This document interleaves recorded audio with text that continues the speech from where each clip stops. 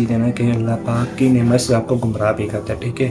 ایک ڈاکٹر ہے، وہ ایک پیشنٹ کے بارے میں جب جواب دے دیتا ہے کہ یہ بندہ کوما میں جا کے مر سکتا ہے، تو انسان کتنا پریشان ہو جاتا ہے۔ تو پھر اللہ پاک فرماتا ہے اے میرے بندے پریشان نہ ہو، میں تیرے ساتھ ہوں، ٹھیک ہے۔ اِنَّ مَعَ الْعُسْرِ يُسْرًا اِنَّ مَعَ الْعُسْرِ يُسْرًا، ٹھیک ہے۔ ہر مشکلات کے بعد آسانی ہے۔ تو آپ لوگ اس آیات پہ کم از کم یقین کر لیں، ٹھیک ہے، کہ اللہ پاک نے ہر مشکلات کے بعد بھی آسانی رکھی ہوئی ہے۔ آپ لوگ اس کی مشکلات کے بعد بھی آسانی، اللہ نے ہر مشکلات کے بعد آسانی بھی رکھی ہوتی ہے۔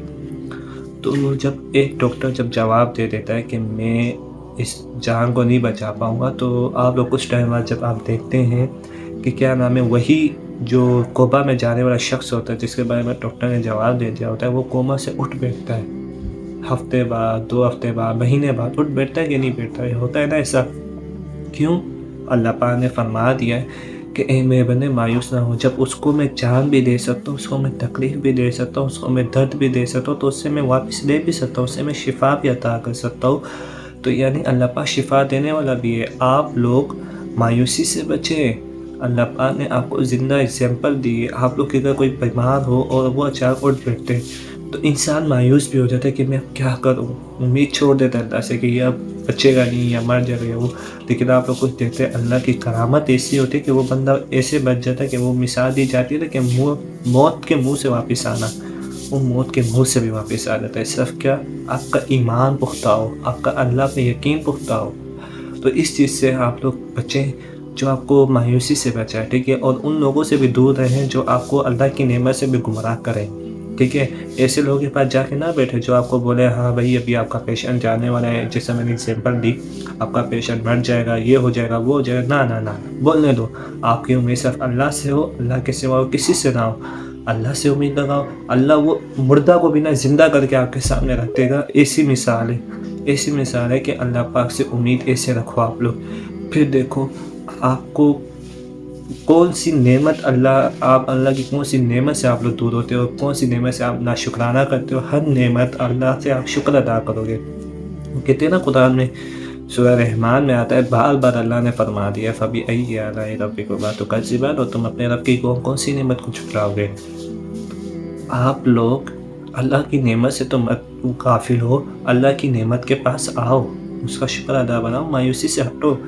مایوسی ایک حد تک ہوتی ہے، ساری عمر کبھی نہیں رہتی۔ مایوسی نے اللہ نے ایک ٹائم پیریڈ ہوتا ہے، اور مایوسی ایک طرف سے آزمائش بھی ہے۔ مایوسی اگر آپ کو آتی ہے تو اللہ آزماتا بھی کہ یہ بندہ کس طرف جاتا ہے، ذرا میں دیکھوں تو صحیح۔ آپ لوگ وہی جو انسان چاہ رہا ہوتا ہے آپ ادھر ہی جاتے ہیں، جبکہ اللہ جس رستے پہ چاہ رہا ہوتا ہے، یعنی اللہ پاک چاہتا ہے کہ میرے پاس ہے بندہ، نہیں آپ لوگ نہیں آتے اس ٹائم۔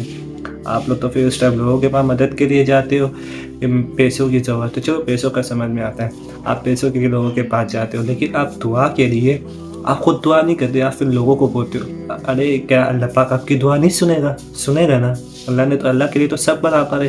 تو آپ خود بھی مانگو، آپ خود زیادہ سے زیادہ مانگو، لوگوں سے امید نہ رکھو۔ لوگ تو انا نفسی، وہ اپنے خیالات کے لیے اور اپنے سوچ کے لیے لوگوں کو آگے بڑھاتے، وہ سب فائدہ رکھتے ہیں۔ آج کل کا دور ایسا چلا، نفسی نفسی، بس میں ہوں، انا انتا تو ہے، میں ہوں، میں کا دور چلا ہے۔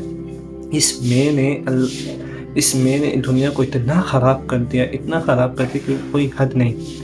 آپ دیکھو مایوسی کے بارے میں کافی جگہوں پہ یہ بھی آتا ہے کہ مایوسی کہ نبی کریم صلی اللہ علیہ وسلم کی ایک حدیث ہے کہ ایک شخص نبی کریم صلی اللہ علیہ وسلم کے پاس آتا ہے تو وہ بولتا ہے کہ میری والدہ کافی پریشان ہے، میری والدہ کافی بیمار ہے بس۔ تو وہ نبی کریم صلی اللہ علیہ وسلم کہتے ہیں اچھا، تو وہ کافی مایوس رہتا ہے، تو وہ اتنے میں کہتا ہے کہ میری والدہ کے لیے آپ دعا کیجئے کہ میری والدہ ٹھیک ہو جائے اللہ سے۔ تو اتنے میں نبی کریم صلی اللہ علیہ وسلم فرماتے ہیں کہ اے بندے، کیا اللہ تیری دعا نہیں سنے گا؟ اس شخص نے کہا کیوں نہیں یا اللہ، کیوں نہیں نبی، کیوں نہیں یا رسول اللہ؟ تو اتنے میں وہ شخص کہتا ہے کہ یا رسول اللہ آپ کریں، آپ تو اللہ کے نبی ہیں، اللہ آپ کی زیادہ جلدی سنے گا۔